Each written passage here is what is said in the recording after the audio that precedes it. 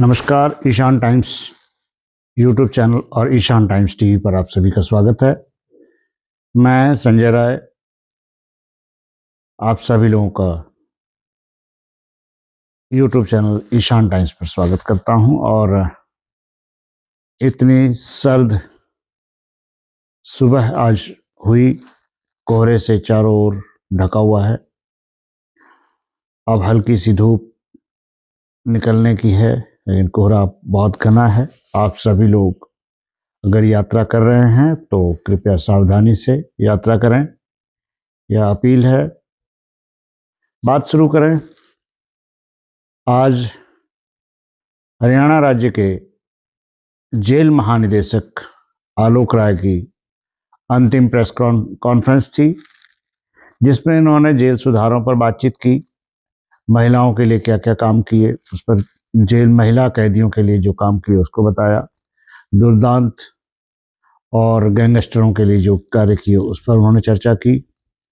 जेलों में जो बच्चे पैदा होते हैं या उनका जन्म जेल में हुआ तो उनको कैसे कैसे किस किस तरीके से उनके साथ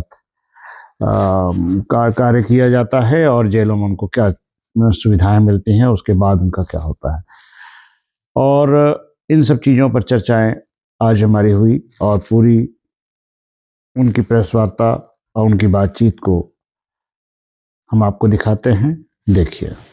है वो का बेसिक विषय ये है कि जो सीरीज हमने आपके साथ, वो ऐसा लगता है कि आज समापन की उसकी तिथि आ गई है। तो ये आखिरी प्रेस कॉन्फ्रेंस है एज डीजी प्रिजन्स, मुझे ऐसा लग रहा है। तो मैंने सोचा कि एक आखिरी बार मैं संबोधित करूं जो भी कार्यक्रम हमने उठाए थे। तो सबसे पहली जब प्रेस कॉन्फ्रेंस हमने की थी तो आप लोगों को याद होगा कि उसमें जो गैंगस्टर्स के अराउंड क्रिमिनल एक्टिविटीज चल रही थी जेल में, उसको हमने एड्रेस किया था और उसको खत्म करने के लिए एक स्ट्रेटेजी बनाई गई थी। ढेर सारे गैंगस्टर्स को का तबादला किया गया था एक जेल से दूसरे जेल में, और उसको काबू किया गया था। उसके बाद से पिछले 5 महीने का मेरा टेन्योर रहा और 5 महीने में कोई भी फिरौती की घटना, मोबाइल की कोई धमकी देने की, जेल से किसी भी तरीके की कोई भी घटना नहीं हुई। और जो भी घटनाएं उसके पहले रिपोर्टेड थी उस पर त्वरित कार्रवाई की गई थी। सेकंड प्रेस कॉन्फ्रेंस की गई जिसमें हमने ये बात उठाई थी कि अब हमारा कॉन्फ्लिक्ट किसी गैंगस्टर से न होके गैंगस्टर कल्चर पे हमें प्रहार करना है, गैंगस्टर कल्चर को ही हरियाणा से समाप्त करना है। आपने देखा होगा कि उस समय स्थिति ये थी कि युवाओं को सोशल मीडिया पे एम्प्लॉय किया जाता था। सोशल मीडिया भी तस्वीर भेजने की, पैसा भेजने की और हथियार भेजने की घटनाएं सी चल रही थी। तो उसको रोकने के लिए हमने गैंगस्टर कल्चर पर ही प्रहार करने का निर्णय लिया था। इनकी जो वेशभूषा थी, पहनावा था, उसको प्रिजन रूल को इम्प्लीमेंट किया गया और जो प्रिजन रूल के नियमों के अनुसार था उस पर ले आया गया। इनकी लगातार बाहर पेशी होती थी, पीछे से गाने बजते रहते थे, झूठी महिमा मंडन और ग्लोरिफिकेशन किया जाता था। हरियाणा सरकार की तरफ से आदेश पारित हुआ और 81% वीडियो कॉन्फ्रेंसिंग जो हमारा हाईएस्ट है, 81% वीडियो कॉन्फ्रेंसिंग से हमारी पेशी हो रही है। पीछे जब मैं आप लोगों को जेल में अभी जो विजिट कराया था करनाल जेल में, वहां भी आपने वीडियो कॉन्फ्रेंसिंग फैसिलिटी देखी, और अम्बाला जेल में जो विजिट कराया था उसमें भी आपने वीडियो कॉन्फ्रेंसिंग की फैसिलिटी को देखा। अम्बाला जेल हम लोग जब विजिट कर रहे थे तो आपने ये भी देखा कि 6x6 के सेल में किस तरह से 3 या 4 गैंगस्टर रहते हैं। उसी में उनका टॉयलेट बना होता है, खाने के लिए जो है रोटी सब्जी और रोटी दाल मिलती है। और जो काम है वो सबको, पहले इनको काम अलॉट नहीं होता था। काम अलॉट इसलिए नहीं होता था क्योंकि इसमें काम अलॉट करते समय 2 चीजें देखी जाती है। एक तो पॉइंट होता है एस्केप का, और एक होता है कि वो हेल्थ के लिए हैजार्डस ना हो। तो एस्केप के पॉइंट को देखते हुए गैंगस्टर्स को हमेशा अलूफ रखा जाता था। इनको ये माना जाता था कि इनकी सिक्योरिटी के लिए, बाकी लोगों की सिक्योरिटी के लिए जरूरी है कि इनको अलग रखा जाए। हमने उस परिपाटी को थोड़ा चेंज किया, सुरक्षा की सारी व्यवस्था करी कि कहीं कोई एस्केप की बात ना हो। पर जो काम अलॉट होता था वो मेंटेनेंस, क्लीनलीनेस और सैनिटेशन का काम हमने गैंगस्टर्स को भी अलॉट करना शुरू किया और इनसे भी काम करवाया गया, जिस तरह से सामान्य अपराधियों से काम करवाया जाता है।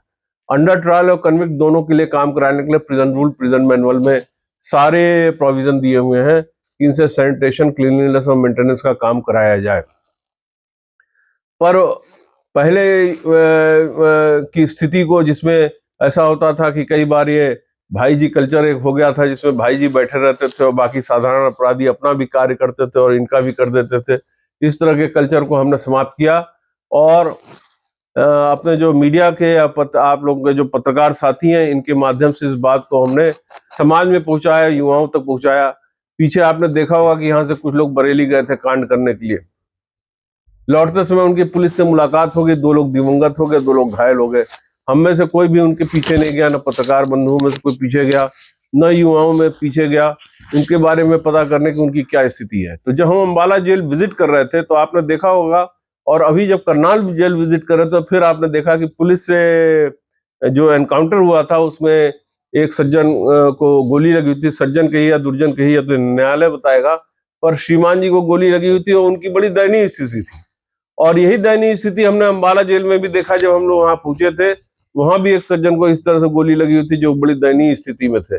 उनकी दयनीयता को देखते हुए कहीं से भी ऐसा नहीं लग रहा था कि ये महिमा मंडल या ग्लोरिफिकेशन करने के काबिल है, क्योंकि ये लोग कहीं भी गए, अगर बरेली गए या कहीं गए, तो ये किसी राष्ट्रीय कार्य के लिए या किसी सामाजिक कार्य के लिए नहीं गए थे।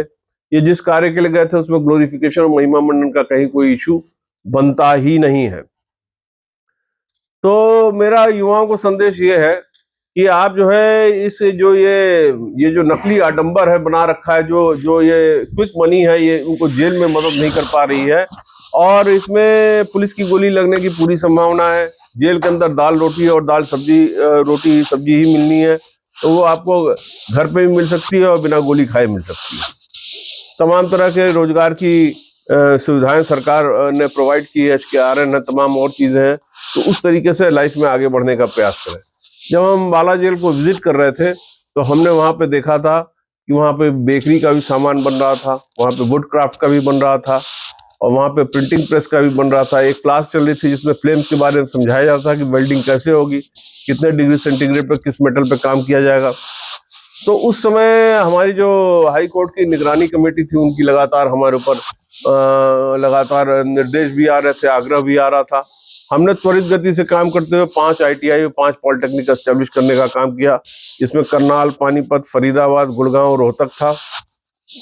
और इससे अब ये लाभ होगा कि जो हमारे प्रिजन इनमेट हैं जिनके पास जो ये वोकेशनल ट्रेनिंग का कोर्स करेंगे, उनको ये सर्टिफिकेट मिलेगा। और HKRN के साथ एक MOU हुआ प्रिजन डिपार्टमेंट के साथ, जिसमें ये हुआ कि जब ये वहां पे होंगे तो बाकी कैंडिडेट के साथ ये भी कंसिडर एम्प्लॉयमेंट अपॉर्चुनिटी के लिए होंगे। मैं ये सारी चीजें इसलिए बता रहा हूँ क्योंकि ये सारी चीजें ऐतिहासिक है। जिस लेवल पे, जिस पैमाने पे मैंने गैंगस्टर्स का व्यापक तबादला किया, आज तक हरियाणा प्रिजन के इतिहास में कभी नहीं हुआ। जिस लेवल पे मैंने गैंगस्टर कल्चर पे प्रहार किया और उसको समाप्त करने का हम लोगों ने काम किया, और इसमें आप लोगों का बहुत बड़ा योगदान है, क्योंकि हमारे साथ तो यही हुआ कि लोग मिलते गए और कारवां बढ़ता गया। आप लोगों ने लगातार हमारी बात को आगे तक पहुंचाया, तो हमने गैंगस्टर कल्चर को समाप्त करने में सफलता पाई। और पिछले 3 महीने में सोशल मीडिया पे किसी भी तरीके का कोई भी युवा का एम्प्लॉयमेंट नहीं है हरियाणा में। तो ये एक बड़ी सफलता थी, ऐतिहासिक थी। तीसरी ऐतिहासिक चीज मैंने आपको बताई, ITI और पॉलिटेक्निक एस्टेब्लिश हुआ और उसमें इनको सर्टिफिकेट इशू होगा। चौथी ऐसी चीज ये हुई कि 6 दिसंबर को चीफ जस्टिस ऑफ इंडिया आए और उन्होंने गुड़गांव जेल से ITI और पॉलिटेक्निक का उद्घाटन किया। और इसके बाद हमारे पास जो है वो इग्नोई और NIOS, ये 2 संस्था थी जिसमें हमने फॉर्मल एजुकेशन हम कैदियों को दे रहे थे। NIOS से 10th और 12th का सर्टिफिकेट मिलता था, इग्नोई से BA और MA का सर्टिफिकेट मिलता था। पहले 5-5, 10-10 रजिस्ट्रेशन होती थी। ग्रेजुएशन में अकेले हम लोगों ने हिम्मत करके और सबके साथ कैंपेन चला के 600 से ऊपर रजिस्ट्रेशन कराने में सफलता पाई। ये भी एक ऐतिहासिक कार्य हुआ। उसके बाद मैं आप लोगों को फिर मैंने दोबारा प्रॉमिस किया था कि मैं एक बार और हम लोग जेल की तरफ रुख करेंगे, और करनाल जेल की तरफ गए। वहां पे मैंने आपको ओपन जेल दिखाया। ओपन जेल में आपने देखा कि लगभग 32 फ्लैट बन रखे हैं, जिसमें से 23 में कैदी अपने परिवारजनों के साथ रहते हैं। सुबह वो बाहर जाते हैं, काम करते हैं और शाम को वो वापस आते हैं और अपने फैमिली के साथ रहते हैं। मोबाइल भी उनको अलाउड है। कोई मेडिकल फैसिलिटी, कोई इमरजेंसी फैसिलिटी चाहिए होती तो हमारे स्टाफ डिप्लॉयड है वहां पे, वो उनको पहुंचाता है वहां पे। और जैसे उनके जो नॉर्मल बच्चे जैसे समाज में और लोगों के जाते हैं, बाकायदा बाहर स्कूल बस लगती है, उसमें बैठ के वो बाहर जाते हैं। और इसके साथ ही मैंने आप लोगों को ट्रेनिंग एकेडमी भी दिखाया। तो ये सारी बातें थी, और ये चूंकि मेरा लास्ट प्रेस कॉन्फ्रेंस है डीजी प्रिजन आप लोगों के साथ, तो मैंने सोचा कि जाड़े में और फॉग के समय में आप लोग थोड़ा कष्ट दे, और ये अंतिम समय में हमारा एक गेट टुगेदर भी हो जाएगा। थैंक यू, धन्यवाद।